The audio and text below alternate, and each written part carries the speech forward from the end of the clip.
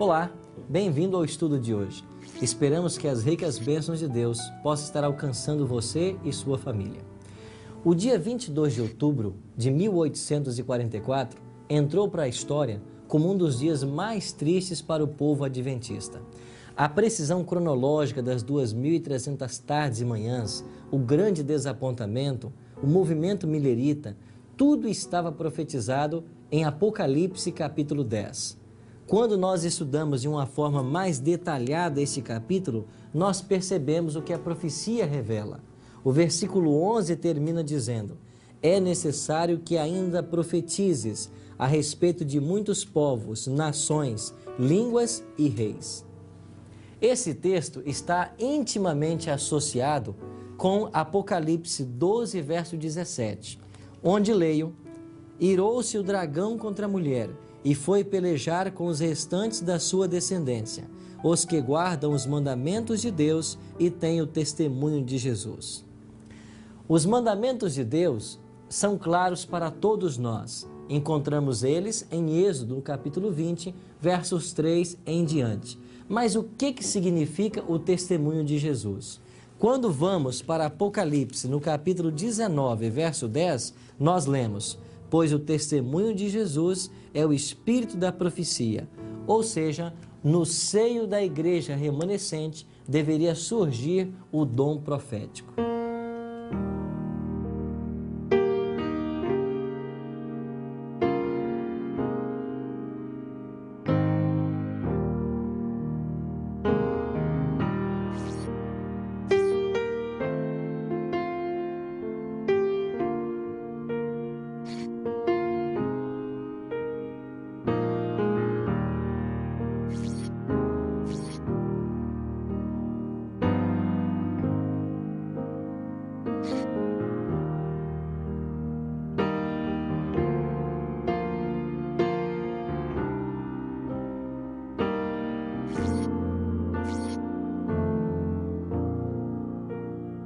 Estamos em Plymouth, Massachusetts.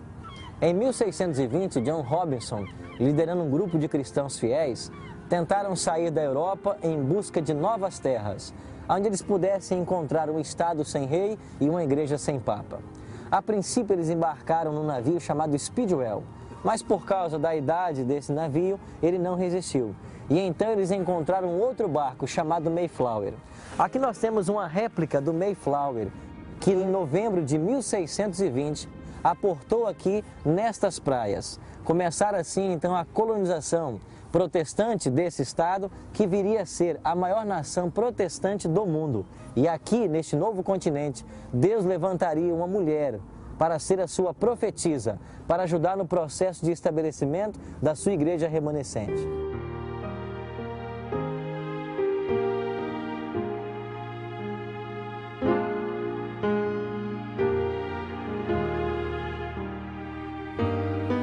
Pastor Tim, a quem Deus escolheu para ser a sua mensageira neste novo continente? Quase 2 séculos e meio após a chegada dos pais peregrinos nesse local, Deus escolheu a Ellen Harmon, uma jovem de apenas 17 anos, com uma saúde frágil, e que se tornaria a mensageira do Senhor para a igreja remanescente. O Espírito Santo me sobreveio e pareceu-me estar subindo mais e mais alto da escura terra. Voltei-me para ver o povo do advento no mundo, mas não pude achar, quando uma voz me disse: olha novamente, e olha um pouco mais para o alto. Com isso, olhei mais para o alto e vi um caminho reto e estreito, levantando em lugar elevado do mundo. O povo do advento estava neste caminho, a viajar para a cidade que se achava na sua extremidade mais afastada. Tinha uma luz brilhante colocada por trás deles no começo do caminho, o qual um anjo me disse ser o clamor da meia-noite. Essa luz brilhava em toda a extensão do caminho e proporcionava claridade por seus pés, para que assim não tropeçassem. Se conservassem o olhar fixo em Jesus, que se achava precisamente diante deles, guiando-os para a cidade, estavam seguros. Mas logo alguns ficaram cansados e disseram que a cidade estava muito longe e esperavam nela ter entrado antes. Então Jesus os animava, levantando seu glorioso braço direito. E de seu braço, meus queridos, saiu uma luz que incendiava sobre o povo do advento. E eles clamavam aleluia. Outros temerosamente negavam a existência da luz atrás deles e diziam que não fora Deus que os guiara tão longe.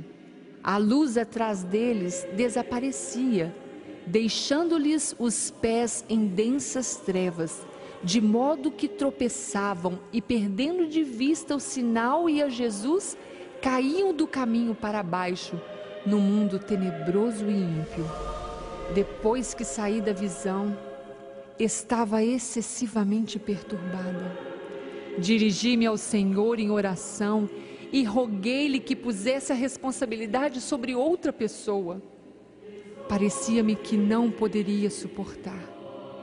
Eu fiquei na presença do Senhor por longo tempo e toda a luz que pude obter foi: dá a conhecer aos outros o que te revelei.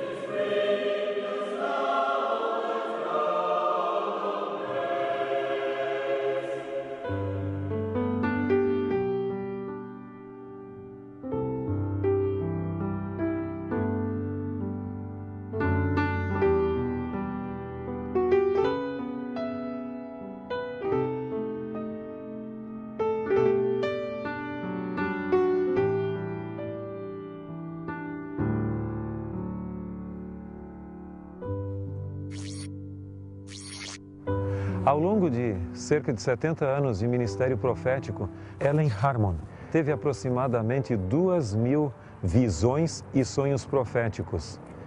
Ela influenciou no surgimento também da Igreja Adventista do Sétimo Dia, como a voz profética a confirmar a doutrina verdadeira e reprovar o erro. A sua influência foi muito significativa também na área da saúde, bem como na de educação e no desenvolvimento organizacional da igreja. Dificilmente você vai encontrar um aspecto do pensamento adventista ou do seu estilo de vida que não tenha sido de alguma forma influenciado por Ellen White. Mas, pastor Tim, nós já não temos toda a revelação na palavra de Deus? Haveria necessidade de um profeta moderno? Se o cristianismo fosse um grupo homogêneo e todas as denominações crescem da mesma forma, eu creio que não haveria necessidade. Mas, em realidade, o cristianismo hoje está subdividido em mais de 30.000 denominações cristãs diferentes. E todas elas creem que têm a verdade e estão fundamentadas na Bíblia. É por causa desse grande mosaico religioso que Deus concedeu o dom profético em tempos modernos como uma espécie de filtro, não para substituir a Bíblia, mas para eliminar da mente das pessoas as falsas tradições humanas impostas à Bíblia, de tal maneira que a palavra de Deus possa interpretar-se a si mesma e que a sua mensagem venha fluir para nós de uma maneira clara e cristalina. É interessante que, se você for ver, nos momentos cruciais da história da humanidade, principalmente no período bíblico, em que a verdade e o erro estavam em conflito, Deus restaurou a verdade com o auxílio da assistência do dom profético. Assim foi no caso de Noé, nos seus dias, foi no caso também do Êxodo, do cativeiro babilônico, do surgimento do cristianismo. E a grande pergunta que surge é: será que a restauração final da verdade haveria de ocorrer sem uma assistência profética? Nós cremos que temos uma base bíblica para essa manifestação. Pastor, algumas pessoas alegam que com a morte dos apóstolos se extinguiu o dom profético. Há alguma promessa bíblica de que esse dom seria restaurado? Existem várias evidências de que esse dom deveria permanecer como um dos dons da igreja. Em primeiro lugar, se nós olharmos as listas dos dons do Espírito mencionadas no Novo Testamento, e você tem uma pequena em Romanos capítulo 12, 1 Coríntios 12 e também Efésios 4, você vai ver que em todas as listas dos dons do Espírito concedidas à igreja, o dom de profecia é parte delas. Então isso é uma evidência que não seriam apenas os apóstolos que teriam dom profético, mas que poderia se manifestar posteriormente. Em segundo lugar, nós temos um texto interessante em primeira epístola de João, o capítulo 4, verso 1, que nos diz: Amados, não deis crédito a qualquer espírito, antes provai os espíritos se procedem de Deus, porque muitos falsos profetas têm saído pelo mundo afora. O tema são profetas. E aqui diz que nós não devemos crer em qualquer profeta sem antes prová-lo. Então, para termos certeza de que um profeta é verdadeiro, ele precisa passar pelos testes bíblicos. Veja, quem escreveu isto aqui é o apóstolo João, que foi o último dos apóstolos. Se com ele tivesse extinguido o dom profético, ele poderia simplesmente ter dito: rejeitai tudo que vier pela frente, porque eu sou o último deles. Mas ele ainda diz que devemos provar os espíritos, porque assim como haveria a falsa manifestação do dom profético, também poderia existir a verdadeira. E o terceiro bloco de textos são aqueles que falam que no tempo do fim se manifestaria o dom profético. Nós temos em Joel capítulo 2, os versos 28 a 31, a promessa de que nos últimos dias Deus derramaria o seu Espírito sobre toda a carne e o dom profético voltaria a se manifestar. É óbvio que nós não podemos ter dias mais últimos do que os últimos dias. Embora, de acordo com o Novo Testamento, os últimos dias tenham começado com o evento da cruz, eles se estendem até o tempo do fim. E em Apocalipse, capítulo 12, verso 17, nos é dito que irou-se o dragão contra a mulher, foi pelejar contra o restante de sua descendência, os que guardam os mandamentos de Deus e têm o testemunho de Jesus. E esse testemunho de Jesus, ele é definido em Apocalipse capítulo 19, verso 10, como sendo o Espírito de profecia. Estas são algumas evidências, entre outras, de que o dom profético haveria de se manifestar no tempo do fim, antes da volta de Cristo. Agora, pastor, qual é o relacionamento que há entre os escritos de Ellen White e com a palavra de Deus? No livro A Prophet Among You, de Jameson, ele menciona que os escritos de Ellen White exercem uma tríplice função em relação com a Bíblia. Em primeiro lugar, eles atraem a atenção à Bíblia. E alguns poderiam dizer, mas nunca na história da humanidade tantas Bíblias estiveram disponíveis e muitas famílias possuem mais de um exemplar até. O grande problema não é tanto em ter a Bíblia, mas em abrir a Bíblia e estudar. A nossa geração hoje tem tempo para a televisão, para a internet, para os vídeos, para os DVDs, para o lazer, mas não tem para a Bíblia. Então, o dom profético, em primeiro lugar, foi dado para chamar a atenção à Bíblia e nos levar de volta às nossas grandes prioridades espirituais. Uma segunda função é a de ajudar na interpretação da Bíblia. Como eu mencionei, não para substituir a Bíblia, mas para que as falsas tradições humanas impostas à Bíblia, que não têm base bíblica, sejam eliminadas e a mensagem bíblica possa fluir para nós de maneira consistente. E uma terceira função é ajudar-nos a colocar em prática os princípios bíblicos em nossa vida. A grande debilidade do cristianismo contemporâneo é falar muito e viver pouco.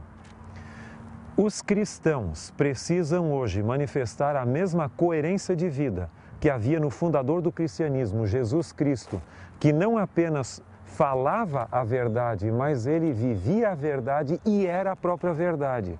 Então, essas três funções são fundamentais para o exercício do ministério profético de Ellen White em nossos dias.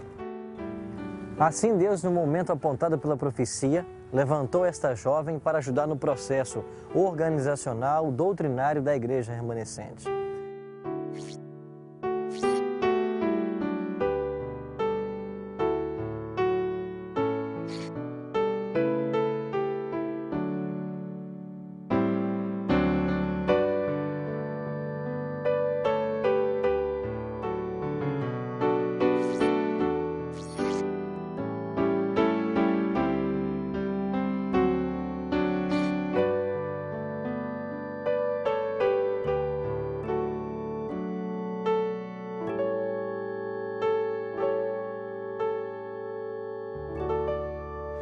Em 1 Tessalonicenses, capítulo 4, e os versos 15 e 16, encontramos uma promessa maravilhosa que nos diz: Ora, ainda vos declaramos por palavra do Senhor isto, nós os vivos, os que ficarmos até a vinda do Senhor, de modo algum precederemos os que dormem. Porquanto o Senhor mesmo, dado sua palavra de ordem, ouvida a voz do arcanjo e ressoada a trombeta de Deus, descerá dos céus e os mortos em Cristo ressuscitarão primeiro. Todos nós temos em nosso coração o grande desejo de ver Jesus voltar. E naquele glorioso dia da sua volta, as sepulturas se abrirão e os salvos ressuscitarão incorruptíveis para receber o seu prêmio, a coroa imarcessível de glória. No dia 16 de julho de 1915, quando Ellen G. White morreu, suas últimas palavras foram: eu sei em quem tenho crido. Nós cremos que essas sepulturas se abrirão naquela gloriosa manhã. E que alegria será para todos nós podermos rever os entes queridos que um dia foram separados de nós pela morte. Que alegria será poder ver Jesus voltando nas nuvens dos céus e dar início àquela vida que jamais terá fim. Dar fim a todos os problemas, as lágrimas, as tristezas, as dores. Não gostaria você de se preparar para esta manhã gloriosa? Abra o seu coração a Deus nesse instante. Coloque a sua vida nas mãos dEle. Viva uma vida de unidade com Deus, de consagração. E, por certo, quando Jesus voltar, nós teremos um feliz encontro. Sendo que Deus nos fala pelos profetas verdadeiros, cuja palavra é um testemunho de Jesus, decido estudar com oração os escritos de Ellen G. White. E mediante o poder de Jesus, respeitarei suas instruções, vivendo de acordo com seus ensinos. Se esta é a sua decisão, ore comigo agora. Nosso eterno e bondoso Deus, obrigado pela revelação da Tua Palavra e por podermos identificar hoje as características da Igreja verdadeira, como aquela que obedece à Tua lei e tem o testemunho de Jesus. Obrigado por esta luz que chega em nossa vida e que o Teu Espírito nos auxilie para que vivamos à altura desta revelação. Nós choramos pedindo e agradecendo em nome e por amor de Jesus. Amém. A correta interpretação do grande desapontamento de 22 de outubro de 1844 só foi possível após a visão de Irã Edson no dia seguinte, dia 23 de outubro daquele mesmo ano, da compreensão do ministério bifásico de Cristo no santuário celestial. Agregado à crença da breve volta de Cristo, do ministério de Cristo no santuário celestial, o dom profético de Ellen G. White, para que os adventistas tornassem-se sabatistas, faltava apenas a compreensão do sábado. E esse estudo, precisamente, será o nosso próximo tema, a mensagem do sábado. Até lá!